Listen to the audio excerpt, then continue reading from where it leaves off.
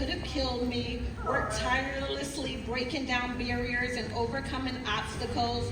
You have faced many challenges in life. I have seen you fight to come out on top, and we want to celebrate you. For I know the plans that I have for you, declares the Lord. Plans to prosper and not to harm you. Plans to give you hope and a future. Jeremiah 29:11. I just want to give all honor and glory to God and to our visionary, Tashaya, and to one of my favorite people who used to be a friend of my head, but now we're really friends, Sana Latrice. And she was right, I can't see anyone, no one. I'm just going to give you a little brief part of my story. Last year this time, I was battling breast cancer. I was fighting for my life. I didn't know what was going to happen, but I just knew that I needed people to pray. And shortly before it was time for me to go into the hospital, I remember visiting a nonprofit in Hartford, Connecticut called Gardner's House. And I sat with Maggie Gardner. She told me that I was not alone. She even had the same breast cancer surgeon that I had, Dr. Camilla Lawrence. And she gave me a bag that had everything in it that I needed, down to the antibacterial soap. And she prepared me. And Maggie Gardner's in the audience today, and I'd like to give her a round of applause.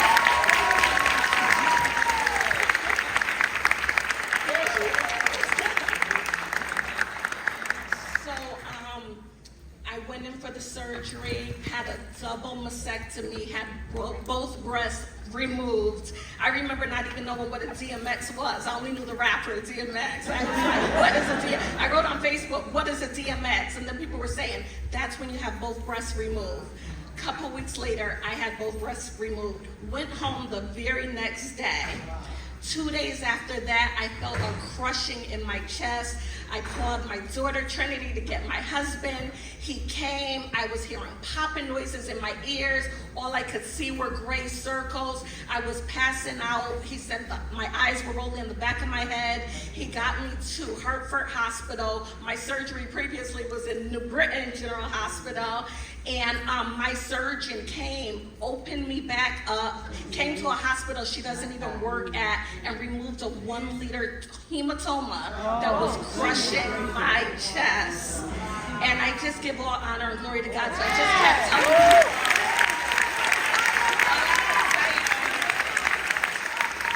I kept saying, pray, pray. People would say, what do you need? Prayers, prayers, prayers. Because I knew the God that we serve, and I knew that if the prayers went up, the healing would come down. That is exactly what happened. I went through chemotherapy where I lost all my hair, my nails, sick as a dog. After that, went through immunotherapy, both every 3 weeks for a year, through a port in my chest. And when Dr. Lawrence went to check me out, she examined me. She said there were 12 lymph nodes that were removed from under your arm, and she had got the results back from the pathology lab. All 12 were benign. Then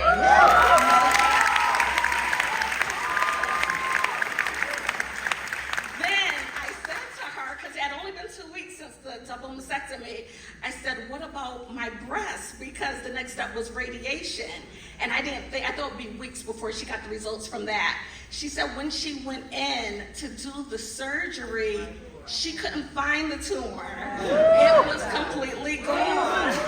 And then the results from the pathology lab came back. 3 letters that I want you to take home, remembering these 3 letters. NED. No evidence of disease.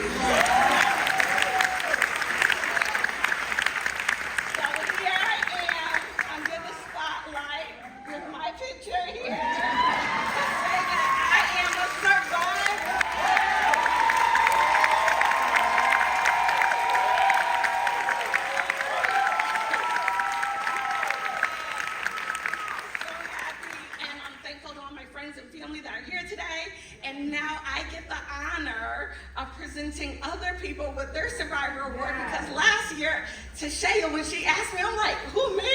I could barely get out of bed at that point. And she said, God told me to honor you this year.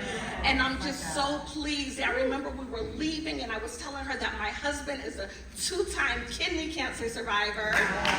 And she said that she had never had a male survivor honoree. So tonight I have the pleasure to start off this list giving Black People Rock's very first male I Am a Survivor Award to my husband of 26 years.